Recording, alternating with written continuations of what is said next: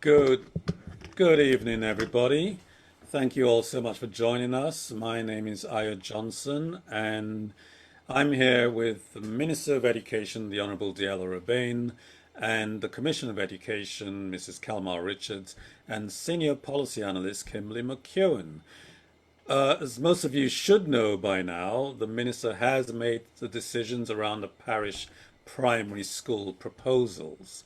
These proposals are a key part of the whole package of education reforms that are being undertaken at the moment. And we're here to sort of unpack the decisions and to answer any questions that you may have. If you're on Facebook or YouTube, the government CITV YouTube, thank you for joining us. If you are watching this as a replay, feel free to continue the conversation on whatever medium you find us. And also, of course, thank you everybody watching on CITV. This is an important moment in the history of Bermuda, really, in the history of public education. So we want everybody to engage, to ask questions, and to even send in some suggestions that you may have. Without further ado, we'll have first up, I think we're going to have the minister. And so just to talk a little bit about the goal of education reform and the overview, the three streams of the reform that we're looking at. Minister? Thank you, Io. And first of all, I want to say good evening to Bermuda and thank you for joining us tonight. When we talk about education reform and we talk about the goal of creating a system that is world-class for our students, as well as equitable and sustainable, our education reform includes what we would commonly refer to as three strands. That is the Learning First program, which is examining how we teach and how students learn. The phasing out of middle schools and the introduction of senior secondary schools with signature programs, and of course the introduction of a education authority to oversee the governance and the actual running of the school system as we move forward. All of these things are critical as we look to transform from a system that we all have to agree that is inequitable in the way it's set up. While all of our schools do get similar resources, some of them, based on the demographics of students that they do get, actually do need more. And the topical question of the day, and based on the conversation we had last night, is about our primary school proposal to have one primary school per parish and two in the parish of Pembroke. We believe that that is right-sizing our school system and will give us the opportunity to utilize the resources we currently spend on 18 schools to be more adequately applied across the 10 schools. And so it is a wide-ranging topic. It has lots of interest, of course, when we're talking about perhaps discontinuing the use of schools and building new new state-of-the-art schools for our children to have. There's always going to be some concern around that. But I wish for all of Bermuda to listen intently, read the various documents and the things that we put out. Visit our Learning First website at learningfirstbda.com. Sign up and to receive regular updates on what it is that we're doing with the Learning First program. Sign up for the new social media pages for ministry at MOED on Facebook, Instagram, and Twitter, so you can get more information on what is happening there, and just remain engaged. Listen out for, I believe the Department of Education sends out the Scoop magazine on a regular basis. All parents should be receiving that. If you're not receiving it and you're listening to this, contact the department to figure out what's going on with your Power School information, so we can ensure that you stay informed and we keep you up to date on what's going on. Thank you, Aya. Thank you, Minister. Again, welcome everybody. If anybody's on Facebook, if you have any questions, please start, asking your questions now. We're now going to go to the commissioner. The commissioner has the minister's given the overview. The commissioner can now sort of hone into just a very brief overview of the actual proposals, the parish primary school concepts. Commissioner? Thank you, Mr. Johnson. Good evening, everyone. A minister did indicate that the goal is to have one school per parish with two in Pembroke. I just wanted to share a bit more about the parish primary school concept. We're not simply talking about having a school positioned in a parish. We're talking about a school becoming the hub for the parish, where the neighbors, where the community and everyone rallies around the school. It becomes the center of attention. Everyone is rallying to ensure that the students and the staff and the school is successful. But the other significant piece is the neighboring services and organizations actually become a part of the operations of the school. And so those partners will support the work of the school, support the programs, support the services, and offer services and provide PD and share their talents with young people in the school. Great. Now the decision document, I believe, is on the website, on the MOED website. It's a pretty hefty document. I don't know if any of our viewers has actually seen it, but it's a pretty substantial piece of work. With us to walk us through that is Kimberly McEwen, who is a policy analyst with the ministry, and she's a key part of the team that sort of helped the ministry with the consultation period, and put in this analysis of the submissions that were received into final form. So, Kimberly, can you tell us all about the decision document? How did that work out? Sure. Good evening, Bermuda, and thank you, Ayo, for that question. So I just want to talk a little bit about the decision document. So as Ayo said, it is a rather lengthy report. It is extensive, and that is because of the breadth and scope of the decisions, as well as because we had received so many consultation submissions. We received 131 submissions from representing about 1,000 or more stakeholders, and in total 400 pages of consultation submissions. Because it is quite long, we do have an executive summary that is about 10 pages. And so if you are kind of pressed for time, you can look at the executive summary, which profiles all of the decisions. I am going to talk a little bit about how the document is structured. So in addition to an executive summary, it opens with an overview of some background information about education reform, our vision for learning, and the reasons why we need change in Bermuda public school system for the benefit of young people now and into the future. And then it goes into the reasons for the decisions. So the first decision is around whether or not to introduce parish primary schools. So it provides information about that decision. And then it looks at the decisions for each particular parish. So it provides extensive reasons for those decisions. And then it also, provides deep and analytical information about the consultation submissions and how the minister considered everything that the community contributed to the consultation, how he took that into account for his decision. Part of the submissions also included a number of alternatives. So the document goes through all of the alternatives. In some cases, some similar alternatives were combined, but the document provides all of the alternatives, so you can see that, as well as an analysis of those alternatives. And then it goes into implementation and transition in terms of the phased-in approach. There are some annexes, which again just provides some background information. Some of them are actually from the actual consultation report. For example, enrollment, primary school enrollment, as well as projected enrollment. It also gives a little bit of information about the minister's decision-making process and how he made his decisions.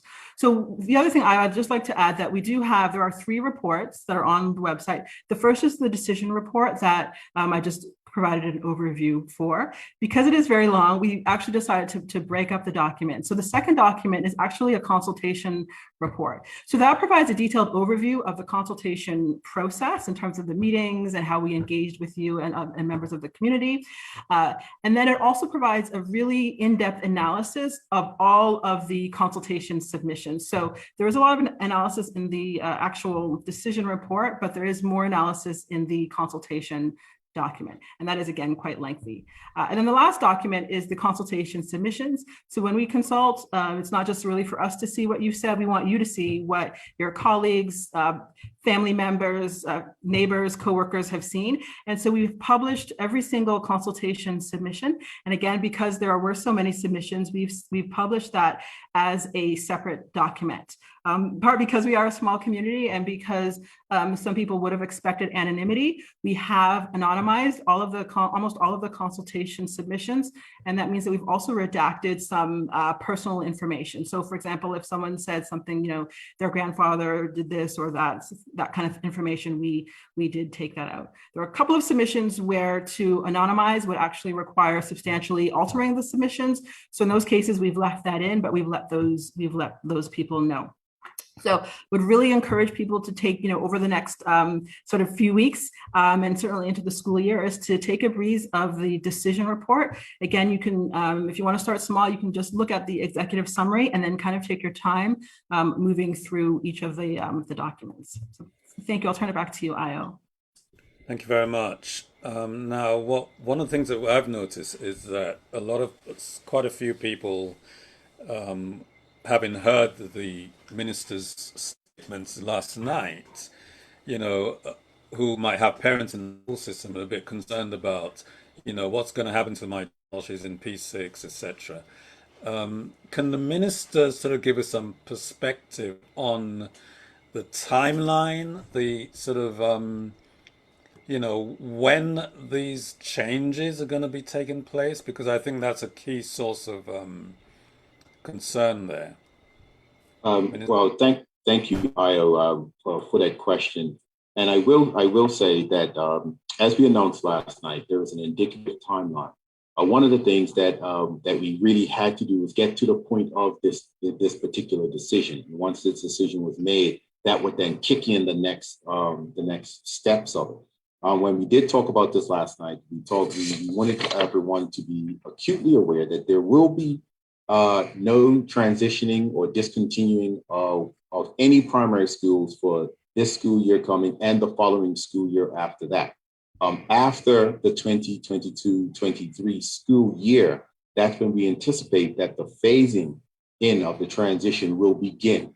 And I also want to be very clear that we're not talking about we walk into the school year and 8 primary schools are no longer being utilized as primary schools. That's not it. We have to transition this right. We have to take into account the needs of our children and the needs of our staff, as well as the needs of our parents. And so there has to be a phasing in process.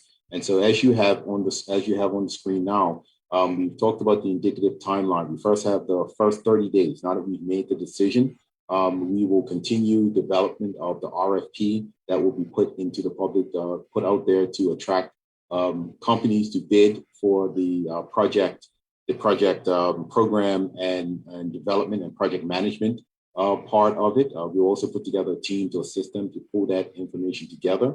We are looking to have that done by the end of August as we move forward, so we can have that in the public domain by September.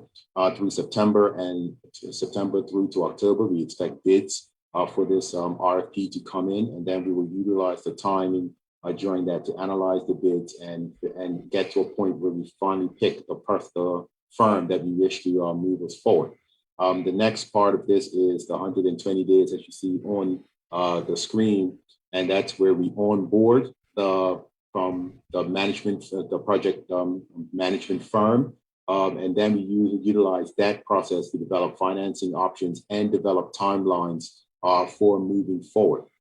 And then in the next part is when we reach to 2022, we're looking from March to September 2022, is to fine tune those plans from put milestones together, ensure that the project is viable the way it's been designed, have more discussions about financing and how we will move forward. And that will then be the plan that is moved forward that we are looking to implement once we hit 2023 and we start to move in that transition period. There will be a phasing of moving forward. There's all sorts of things that we have to take into account when we really think about this. Remember, we're looking at building or redesigning new state-of-the-art schools for our children. That's not something that happens overnight. That's something that's going to take years to put in place. But we want our public to rest assured that we will be doing this very thoughtfully. We'll be doing this very well. We'll be doing this very methodically to ensure that everyone is in the loop. Everyone is always aware of what's going on and how it will affect what's happening with their children and the particular school that they attend. Thanks, Minister. So, Mrs. Richards, just to follow up on that, what do you think, what should parents know now? What do they really need to know now about all of this? Some of the feedback that I actually received today, Mr. Johnson, was that some parents were thinking that school sites or schools that will not, we will discontinue with, that they are closing in September of 2021, like in a month and a half. So we wanted parents to understand, as our minister indicated, that we're looking at starting the phasing in of this project after 2022, 23. So I think that's important for parents to be aware of. Great. So if somebody had a child in P6, what should they be concerned about? Anything? Well, right now, when we consider students who are in P6, they will make their transition. And we will, as the implementation plans are developed, we will keep parents in the loop. We will keep them updated, and parents will certainly have advance notice about any changes or transitions. Great. We do have a few questions coming in Sorry, we do have a few questions coming in on Facebook. There is Shanna Williams is asking, what was the motivation behind the 2 to 3 year delay in starting the primary school concept?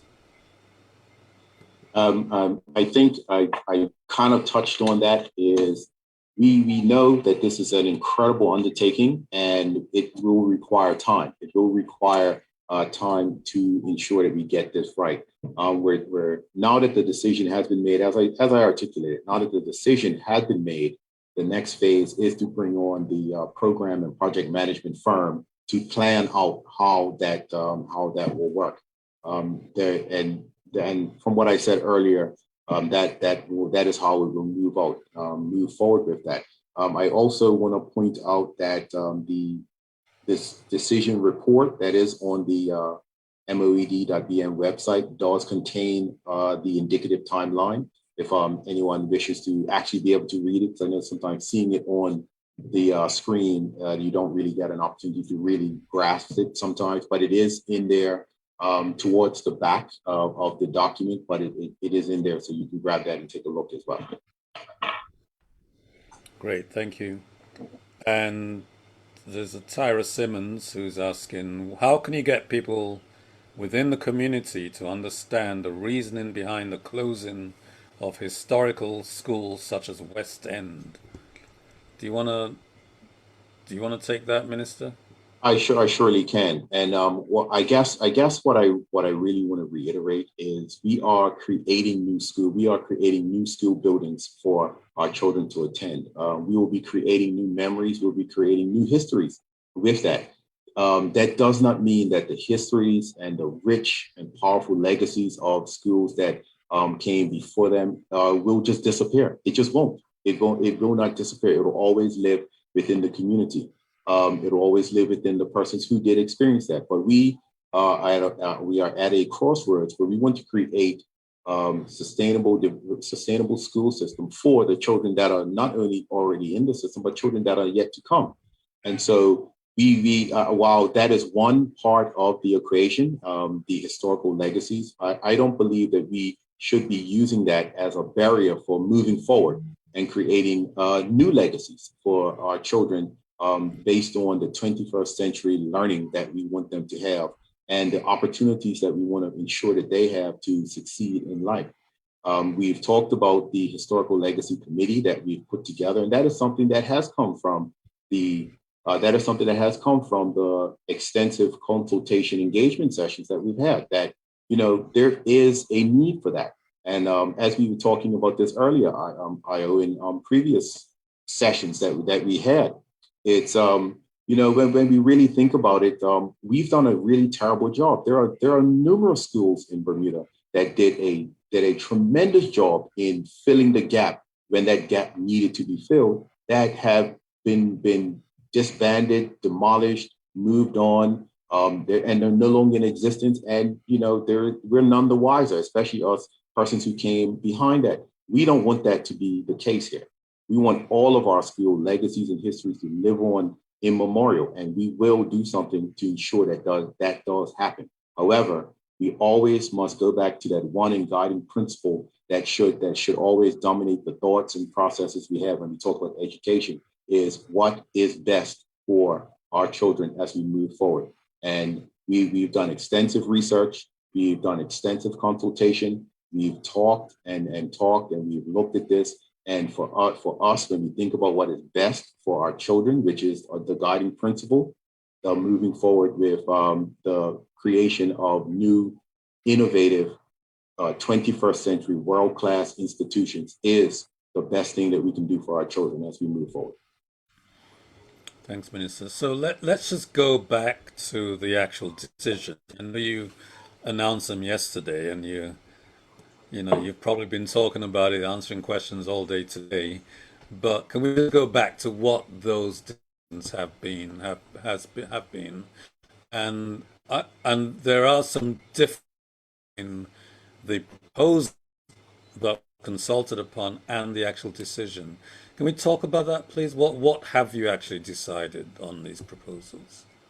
Can you? I didn't quite catch the question. Is that something that's coming from Facebook, or that's? I just didn't quite catch. No, Can you just repeat my that? question. I'm Okay. just saying, can you just let's establish what the decision actually is. Mm-hmm. Okay. There were two. There's actually two decisions. The first decision is, do we go with the parish primary school concept? And the decision after the feedback was an overwhelming yes for me. When we go back and look at the consultative documents and submissions, et cetera, the majority of the people agree that is the direction that we should go. I think where we do cross swords or disagree is what schools within the individual parishes should be the ones that actually become parish schools. And so that's the other part of the decision. And so when we looked at this from a perspective of what are the most suitable sites within our parishes that could be redeveloped into the school of the future, and that is a school that has enough space for to host a preschool as well, a primary school that has no more than 300, that has a maximum enrollment of 300 children, school rooms that have no more a maximum enrollment of 15 students per class, and enough space to develop the types of schools that we can't even. I will go out on a limb and say that we can't even fathom. A lot of us can't even fathom the type of schools that we're talking about. And so when we look at the consultation document, we look at sample visions of what a room could look like, makers rooms, STEM rooms, rooms where quiet rooms, outdoor classrooms, cafeterias, amphitheaters, state-of-the-art art rooms with the latest and greatest equipment in it, to take advantage of the revamping that Learning First is doing with how we teach, what we teach, and how children learn.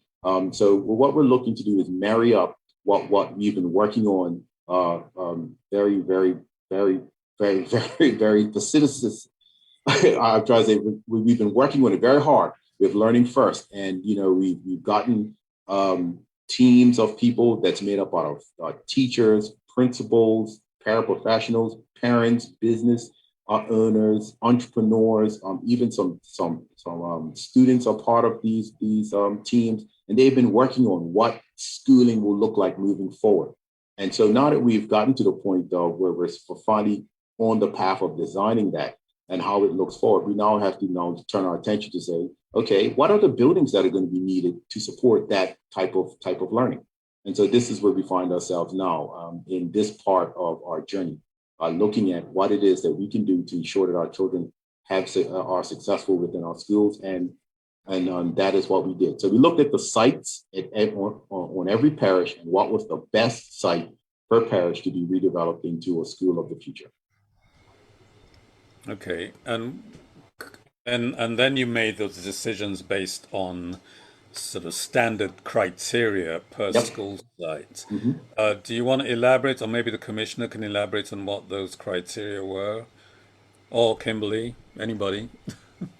Well, I'll leave it for the commissioner to elaborate. I don't have the document in front of me, but I can tell you that we would have been looking at study factors such as whether there were boundary restrictions, whether there was the potential for development. Those study factors would have also taken into consideration the amount of green space that was needed. Environmental factors were considered in. So it was quite comprehensive in terms of the analysis and evaluations across all of the schools prior to the decisions being made, or the scores being tallied for each of those schools. But all schools were evaluated using the same study factors. And so, and then we looked at the schools per parish, not just, across the board or across the island, but per parish, to determine which site would be the better or the best site for a particular parish. Okay, so they were like, as far as I recall, there were like 4 broad study factors. There was transportation, then there was Building conditions building, yes. We would have condition of the looked land around the buildings, and health and safety, correct? Safety health and and health. safety, yes, Okay. absolutely. Do you have anything to add to that, Ms. McEwen? So this was done for every school site, correct? Yes, actually, I was going to suggest that one of the questions that's come up quite a lot is that some people felt that we were highly focused on the buildings. And so I think it would be a great opportunity for Mrs. Richards to kind of talk about the relationship between buildings and curriculum and the types of programs and services that we can offer students. Absolutely. Thank you, Kimberly, for that. When we consider the vision that we have for moving forward for our children, we want to make a really significant shift in the way that teachers teach. We want to make a shift in terms of the curriculum, making it more relevant for our young people. And so when we consider the teaching that we're looking for, the curriculum, and we will be expanding the curriculum at the primary level. We need to. We have students who will be coming from the middle school, so 2 levels coming down. We need to ensure that we have curricula that will enable them to be adequately prepared to move to the signature schools. So when we consider the way that teachers, the shift in how teachers will be expected to teach, when we consider the curricula that will be revamped and taught, we then need to bring our facilities online in order to accommodate that. And so we need to then make that shift to 21st century learning facilities to allow for the type of teaching that we are expecting, for the delivery of curriculum that we are expecting, and of course the types of programs that we want to have for our children. So there will be a major shift. It's going to be of tremendous benefit, not only to children, but teachers should be very excited about what it means for them, as educators, and who are going to be going into and preparing to teach in the parish primary school. So I'm very excited for both students and for our educators. I've got to ask this though. People have been asking, what do we mean when we say 21st century learning? So when we consider the research and best practice around teaching and learning, we're talking about making this shift from, first of all, a one-size-fits-all delivery to where the learning is personalized, where students where the talents and passions and interests and strengths are brought into the lesson and the learning. And that's very motivating for children. We're talking about project-based learning, where children have an opportunity to collaborate, to work on projects together, and then to actually have an outcome where they're producing. We're talking about making sure that the learning is very relevant to children. And when we talk about relevant, it has meaning to them, but also what they're learning also fits within the real world. So the learning will be very authentic. And so children will be engaged in doing, they will be engaged in using the technology as they engage in project-based learning. So it's going to be a significant shift from what we have now. The classroom structures that we have now, where students are either, at their desks, or maybe they're still behind desks, but they're clustered together. We're talking about making a shift from classrooms to flexible learning spaces where they can be adapted to accommodate what children are learning and how they are learning. So we're talking about a significant shift in the way that teachers will teach, the way that the curriculum is delivered, and in turn, and a significant difference in the types of resources that will be used to ensure this high quality 21st century teaching. So again, I said I'm excited, but I am very excited about it. So when we talk about 21st century, we're talking about these authentic experiences for children as we move forward. Great. So can we just go back to the actual decisions? So we've decided, Minister, that we are going to have we're going to have the parish school concept, one school per parish. What else is different? I mean, because right now people enroll by zones. Is that going to be the same? Will people have a choice of several schools in the same zone, or do they have to go to the one parish school? The enrollment process will remain as is along the line of zones. We do understand that there may be that odd person that will find themselves having to travel, as they say in Bermuda, backwards before they can go forwards in order to take their child to school. But we anticipate that when we look at it, and you still be able to enroll in zones, you still get an option of the schools within the zone that you live at. But that also brings up another thing that was mentioned during the consultation period, and that is transportation. The idea of having a dedicated school bus system for our school system will help to alleviate that as well. And that's something we've actually had conversations with the DPT with as well on it here recently, and they're very supportive of a school bus system that is dedicated just for our school system. So as we move forward, and especially now that we've gotten to this point and we move forward with the project programming and project management part of it, a lot of these things will start to take more concrete shape than the proposals that we've had. But and they will start to be a lot clearer as we move forward. But to answer the question that you did have, is enrollment will still be by zones, east, central, and west, and we will work for that. But remember the concept of the parish primary school, and the concept is that a school that the entire parish can rally around. And I think when we do listen and hear some of the trauma that has occurred by the fact that we've had multiple schools, and one was designated the white school, one was designated the black school, one was favored over the other, one was given more resources than the other one was given more resources. We are working and that's when we talk about equity amongst our school system. We're working towards a system where you have that school, the entire parish is rallying around that school, black, white, or whatever, that school getting the resources that all of the students need to be productive citizens and realize their true potential. So that is the overarching concept of that, is to produce a system where everyone has to rally around it. There cannot be this building is better than that building, or this school is better than that school. We are only but a 21 square mile island, Io, and we produce our birth rate is declining. We have half as many students in the same number of schools than we did 30 plus years ago. It absolutely makes sense for us to rally behind each other, from Sandy's to St. George, apologize for that, from Sands to St. George's. We need our country to rally behind our children and be prepared to say, I'm willing to sacrifice what little piece I need to ensure that our children are successful, because that is what we're doing here day in and day out.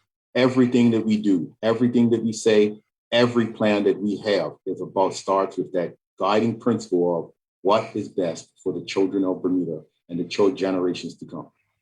Okay, thanks, Minister. So what I put on screen, the proposed locations that were consulted upon. This is one of the early versions of it, I got to tell you. So if you spot a mistake on this, you're right. The East End is actually in St. George's and not St. David's. But this is one of the documents that we used to illustrate what was being looked at. Now, the decision you've made, Minister, is slightly different from this. Can you walk us through the differences here? They're actually from what was proposed. The difference is that instead of a new build in the parish of Devonshire, we will be using the Elliott Primary School site as the site to be redeveloped into the parish primary school, and that is the only difference from what was proposed. Okay, and what's the reason for that change? The reason for it was, once we had the consultation process, and this is why I feel very strongly about the consultation process. We had the consultation process, and alternative submissions were received about the proposal for Devonshire, and those were listened to, and they made sense. And so the Elliott site was selected, and part of those reasons was the Elliott site was more central to the parish. It was farther away from Victor Scott. The original plan was to redevelop the Margaret K. Carter site, which is on the corner of Palmetto and Roberts Avenue, into a new build. And so, and people pointed out those things, and it made sense afterwards to say, okay, that this is the more appropriate site for the Devonshire primary school. And so it will be in where the location of Elliott is at present. And we thank the public for submitting those ideas and for submitting and coming to the sessions and expressing their rationales and I think this is proof positive that we were listening. And as we did listen to every single submission, we read every single submission that came in. We read every email that may not have been an official submission. We scoured social media and took those comments as well. And there was also unofficial conversations of me walking down the street and people stopping me and wanting to have conversations about it. And I think it happened to just about all of us that were part of that team. But we did listen, and we have come up with what we feel are the best possible sites in each parish for the development and rebuilding of a new purpose-built school that will become the jewel of each parish. Great. So I want to encourage the audience, keep asking your questions. There is a bit of a delay on the stream, which is normal, but I do see there are quite a few questions on Facebook, not any questions on YouTube. All right, we need to go to questions because we've got another 20 minutes or so. How will you ensure the milestones will be met? That's from Kale V. Sanchez. The project milestones. How will the project milestones be met? I think you have to work them in, and they have to be put in such a way that they can be measured and they can be and they can be quantified. If we talk about, we can go to Plan 2022. One of the things that came about from that process when we pulled together the strategic plan for education was people asked the same question: how will you judge if this is successful? Milestones are built into that, and I know the commissioner could talk a little bit more about that than I can. But so there are things put in place to measure whether we're making it, and there are also things put in place to ensure that you have checkpoints as you're moving towards those milestones. And I don't see why we cannot have the same process put in place as we move forward with this to ensure that we are hitting those milestones by ensuring there are checkpoints along the way. And if we see what's falling behind, make the adjustment. If we're going too fast, and literally in some cases you go too fast, and you got to make the adjustment to kind of pull your foot off the gas. So I think meeting the milestones will be something that will have to be built into the project plan as we move forward. Okay, so the other question coming up from Alsher Janelle Lugo: as you're building new schools, where is the money coming from? Additionally, what would happen to the old buildings? That is a two-part question that we get all of the time. As we stated in the indicative timeline, part of the process of putting together the project management and project plan is to come up with a capital works project. The capital works project will then detail what is the type of funding that we're looking at. As we have mentioned, that this is the transitions will not begin until after the 2022-23 school year, and then we'll continue on for at least 5 years after that. We're talking from where we are now, a process of 6 years on. The funding will cover funding will have to be sought to cover each of those years. I've already talked to the Ministry of Finance. We've already been in conversations with the Ministry of Finance, so that's part of continuing conversations. Where there's also been expressions of interest in PPPs, public-private partnerships, to construct, to help build and renovate and put these new schools in place. So there are some funding options that are already there. But now that we've made the decision on where we're going, that is some of the things that are part of the next phase. Additionally, with what will happen with the rest of the buildings that will eventually be disused as primary schools, there's been suggestions that have come in from the consultation period of what could happen. All sorts of things such as cultural centers, adult daycares, daycare centers, parish centers, community centers. Some people have even said maybe government offices. There's been suggestions of perhaps even selling them off. If you listen to the opposition speak in the House today, what about selling them off to bring money into government coffers?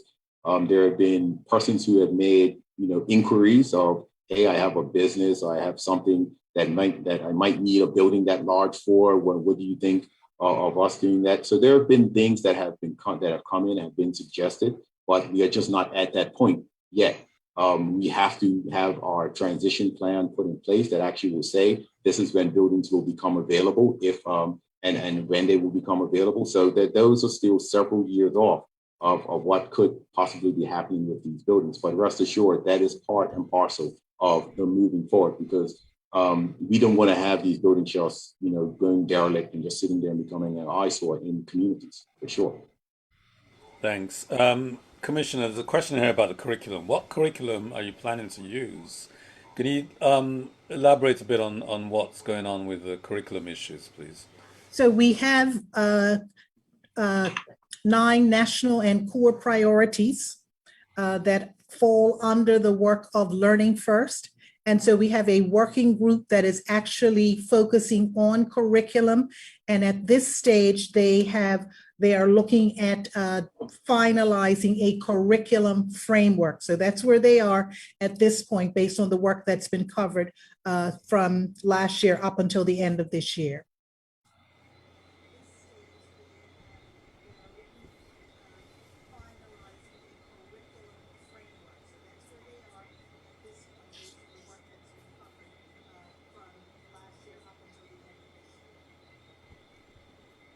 Great.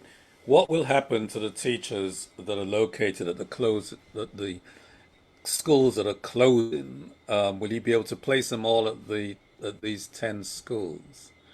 It might be a good point to talk about the fact that we're actually consolidating schools and discontinuing certain sites to be used as schools. I don't know if the Minister wants to take this one. I can touch on it. I know Kimberly could probably add to that as well. First and foremost, when we talk about the Learning First program, we talk about the revamping of how curriculum is taught and providing teachers with opportunities for professional development and the like. All of our teachers will be given those opportunities. It is no secret that we anticipate there might be some teachers who say, I just don't want to move with this new system, and I'll ride off into the sunset. There might be teachers that decide that teaching is not for them and move on. There might be all sorts of things. It's very difficult to speculate what's going to happen between now and over the course of the next 5 to 7 years. However, what we do know is that our collective bargaining agreement does govern what happens with our teachers that are already within our employment, and we will have those conversations, just like we'll have the conversation with the parents as we move forward with education reform. We'll have those conversations with our union partners and our teachers. We'll keep them up to date, but I will guarantee that we will put whatever needs to be in place to upskill our teachers for the revised education system as we move forward. Because that's what we need to do. The idea is not only to improve our infrastructure, but remember, as we talked about when we first began this conversation, the infrastructure is being improved to match the improvement of the curriculum and how it is taught. And so the two go hand in hand. And so we will ensure that we have to ensure that our teachers are ready, and we will continue to do that. And as we move forward, everyone will be informed and in the loop of how this will progress.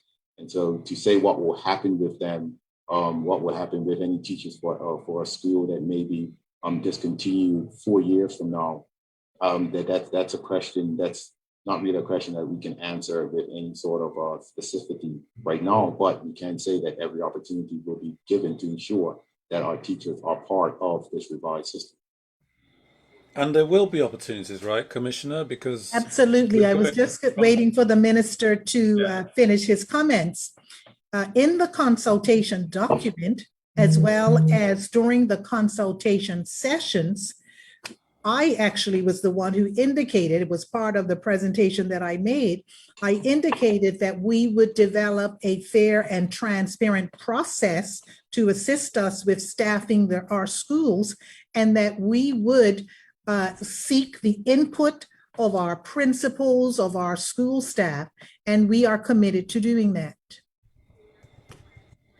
And when you move to the schools in which I think you said the class size will be 15 per classroom, does that create opportunities for more teachers in each particular school? Because that wasn't necessarily the standard before, correct?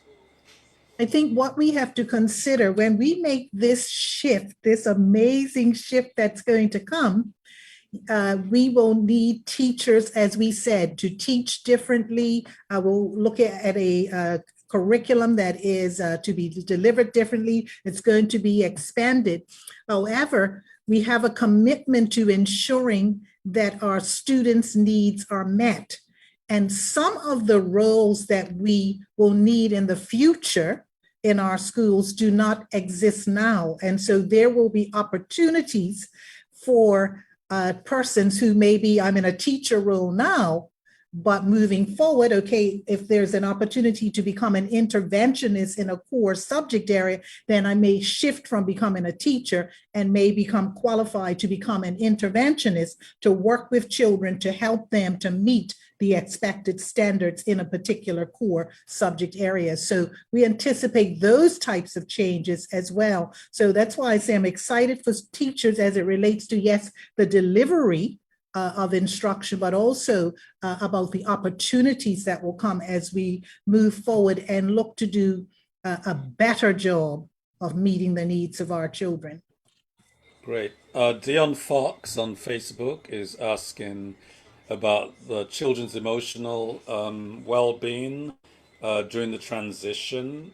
He's thinking specifically about children who will transition from middle school, M1 and M2, back to primary 7 or 8. Is that something that's likely to happen, or will there be? We cannot, at this point, those are matters that we will discuss and finalize moving forward.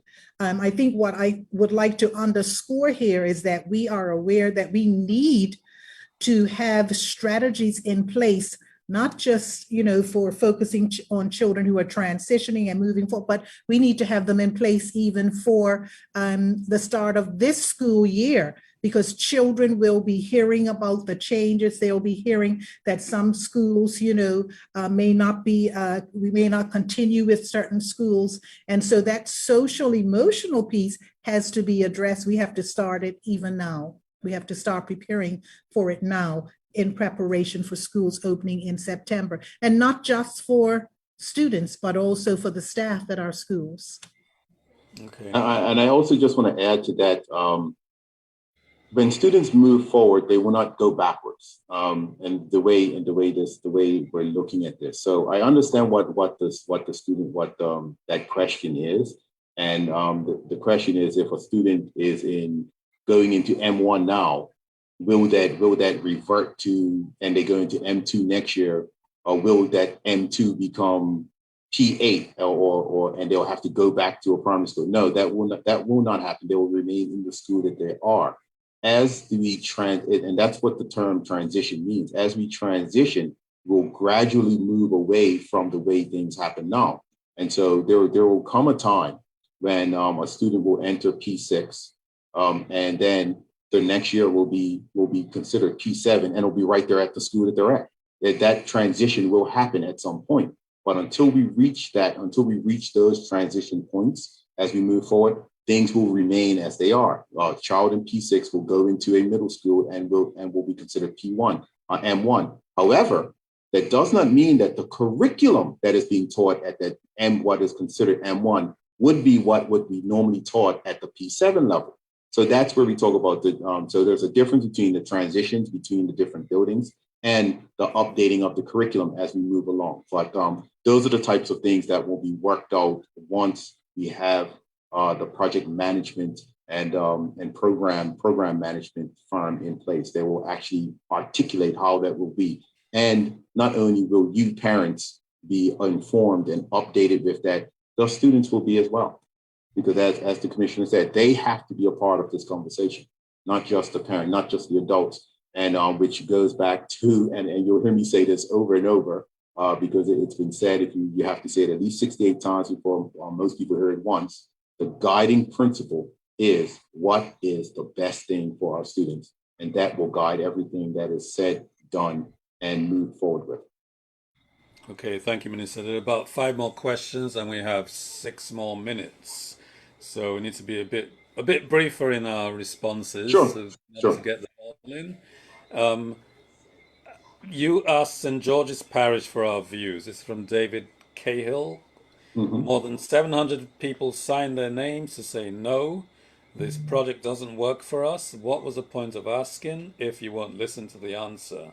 Was the consultation simply an empty gesture?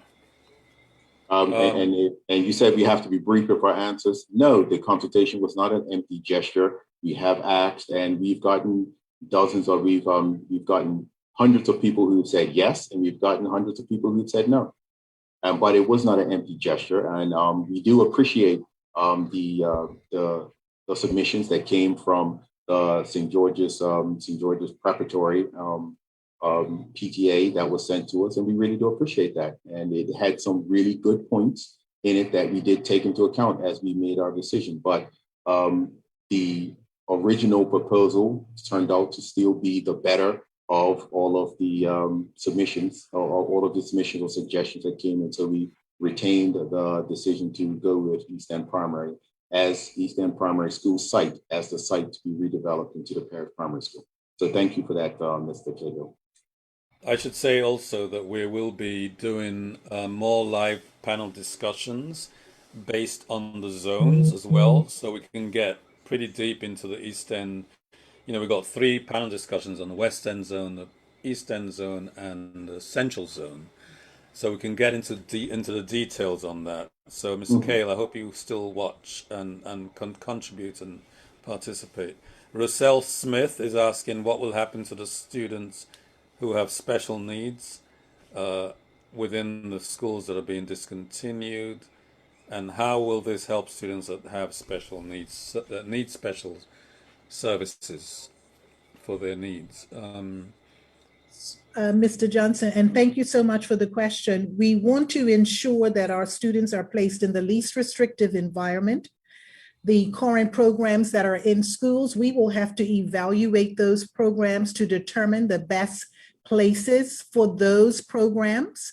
And so there will be lots of conversation and dialogue as it relates to the programs for children with special needs. I think there was a second part to that question, Mr. Johnson. I don't want to.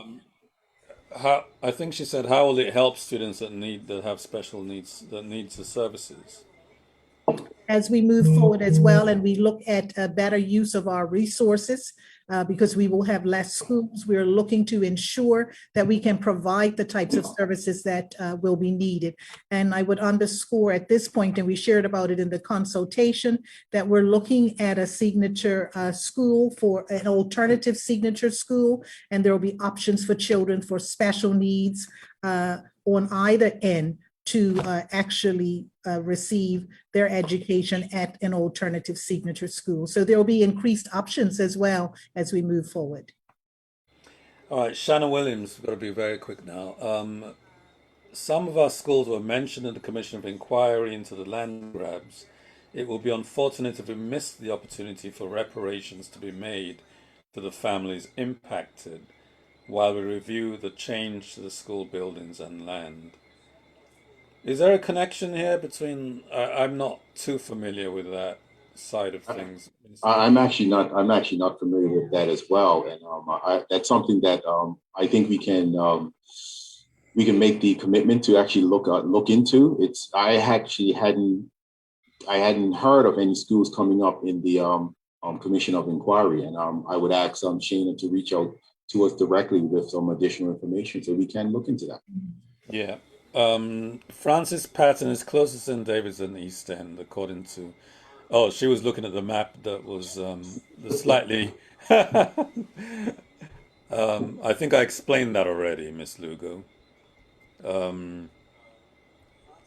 What else? Has BTEC been considered as an option for high school students who may not be able to successfully complete, let alone access GCSEs? As shared, we have a working group that is looking at curriculum right now. They're focusing on finalizing a curriculum framework. I am familiar with the BTEC curriculum, and I can say that as we consider signatures, certainly BTEC, the BTEC curriculum, I am sure that will be considered as well. Okay, and Julie Murder, what will the ages be for our specialized school? On the paperwork, it says 5 to 18, but as we know, our special needs students need to maybe begin earlier, early intervention, and need to stay a little longer. There's not many choices for them in our community. The alternative signature school.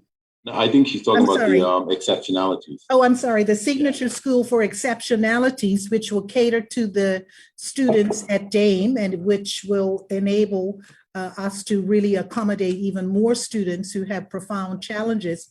The ages for the students entering and exiting the signature school for students with exceptionality. So through discussions and through research, those will be determined. And through input, I want to emphasize that piece as well. So through input with our educators and looking at the research that will be determined. And Kellyanne Pitcher, why not pilot a school to know if it works? And you know what? Ayo, that is a. I'm glad you brought the question up so I could see it. That is a.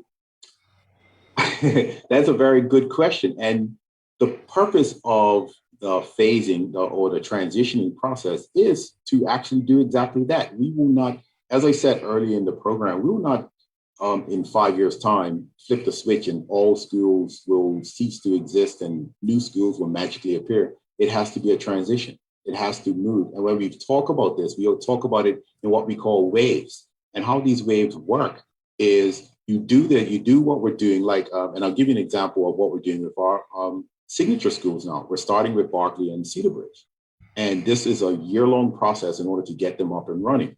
The things learned during that year process will be now applied for the next schools that come online. So we can then learn from what we've done prior. And this is the same thing that will happen with the primary schools. As we move forward with the plan to transition them in and move them in, the lessons learned for the ones that get completed first and we transition, those are lessons that will be utilized to ensure that the next transition points are done better and more efficiently. And then those transition points and lessons learned will be done to make sure the next phase is done. So as we move through these phases, we will learn from what we've done prior to that to make sure that we have to make sure that the transitions are smoother and more sustainable as we move forward. So that is a good question to ask. And thank you for that, Kelly. Okay. We do have another. Oh, we're out of time, but I think we can do a little bit over. I hope CITV doesn't mind.